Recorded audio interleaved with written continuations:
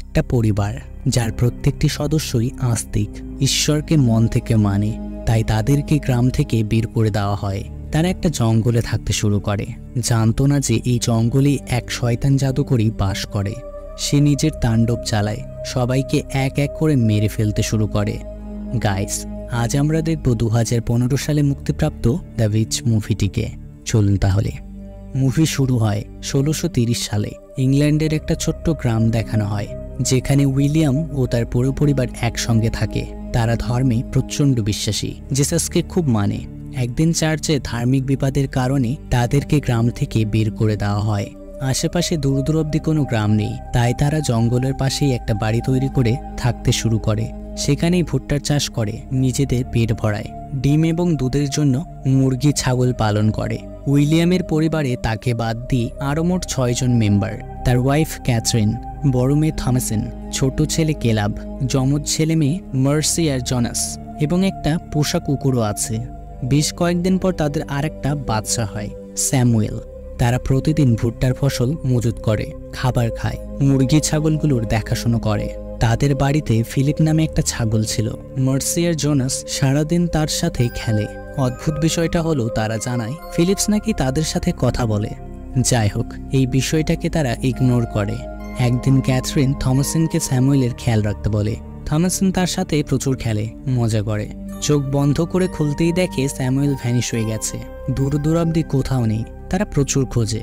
Scene shift হয় রাতে। স্যামুয়েলকে জঙ্গলের মাঝখানে দেখানো হয়। একটা বৃদ্ধা জাদুকরী তার শরীরের হাড় মাংস থেকে মলম তৈরি করার জন্য তাকে মেরে ফেলে। এটি একটি বিশেষ ধরনের মলম, মাখলে জাদুকরীরা দীর্ঘদিন নিজের যৌবন ধরে রাখতে পারবে। 1 সপ্তাহ কেটে যায়, উইলিয়াম ধরেই নেয় স্যামুয়েলকে কোনো শিয়াল খেয়ে ফেলেছে, অথবা সে খিদের জ্বালায় মারা গেছে। ক্যাথরিন এটা কিছুতেই মানতে চায় না। সে স্যামুয়েলকে ফিরে পাওয়ার জন্য জিসাসের কাছে দিনরাত প্রে করে। উইলিয়াম দেখে তাদের কাছে যতগুলো ভুট্টা আছে তাতে এই বছর কাটবে না। সে কাউকে না বলে কেলাব আর কুকুরটাকে নিয়ে জঙ্গলে যায় শিকার করার জন্য। দুজনই প্রার্থনা করতে থাকে, তারা একটা প্রাণীকে হত্যা করতে যাচ্ছে। এর শাস্তিস্বরূপ জিসাস তাদেরকে নরকে যেন না পাঠিয়ে দেয়। কেলাব দেখে তার বাবা উইলিয়াম আগে থেকেই জঙ্গলে একটা ফাঁদ পেতে রেখেছে, তবে সেটাতে কিছুই বাঁধেনি।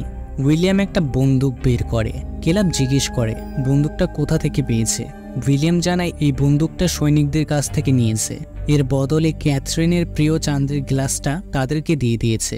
কেলাবকে চিন্তা করতে বারণ করে, সে পরে এইসব বিষয় ক্যাথরিনকে জানিয়ে দেবে। তখনই কুকুরটা খরগোশকে দেখে চিৎকার করতে শুরু করে। উইলিয়াম তাড়াতাড়ি বন্দুকে গুলি লোড করে ফায়ার করে, কিন্তু গুলি লাগে না। খরগোশটা পালিয়ে যায়। তারা দুজন খালি হাতে বাড়ি ফেরে। দেখে মার্সি আর জোনাস শয়তানি করে ফিলিপকে ছেড়ে দিয়েছে। উইলিয়াম আর কেলাব মিলে ফিলিপকে ঘরের মধ্যে ঢুকিয়ে রাখে।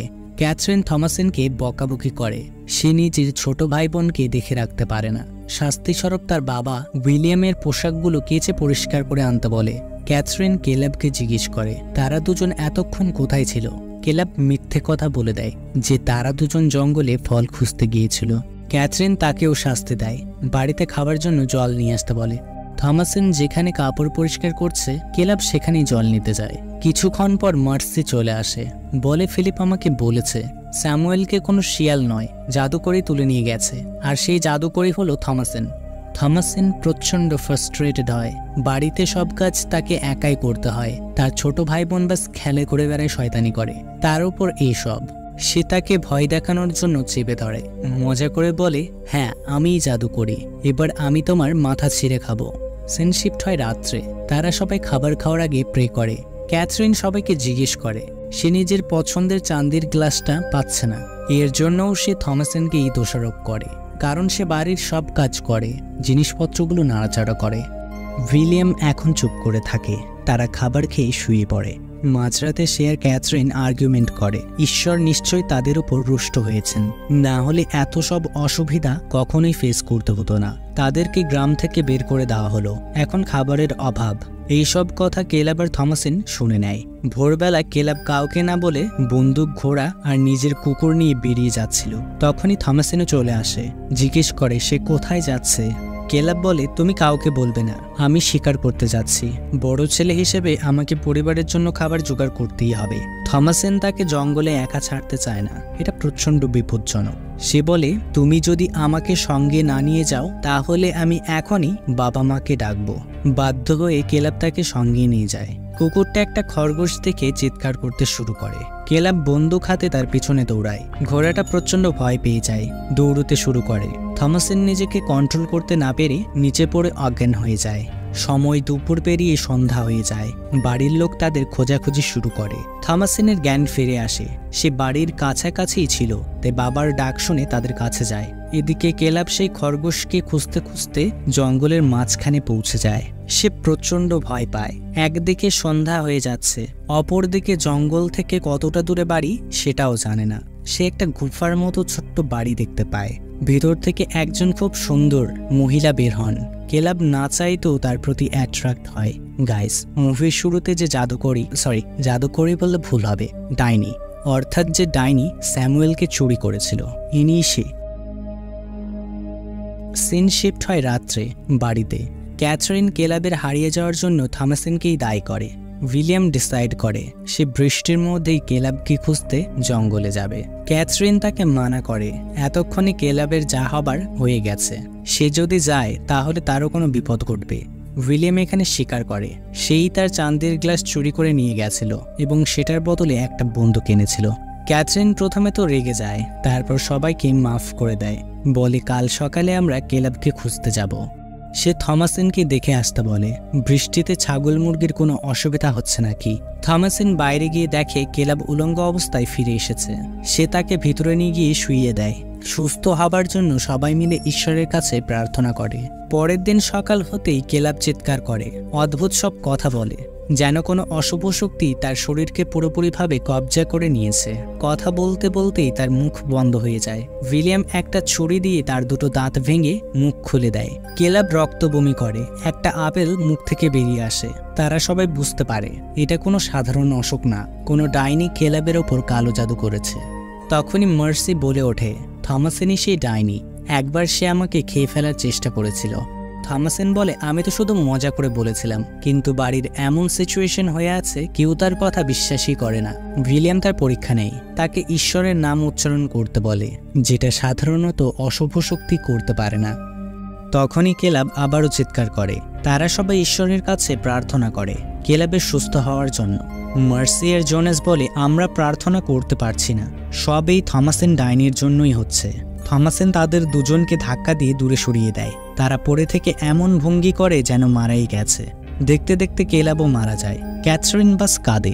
থমাসেন উঠে চলে যায়, মনে করে যেভাবে ঘটনাগুলো ঘটছে সবকিছুর জন্য সেই দায়ী।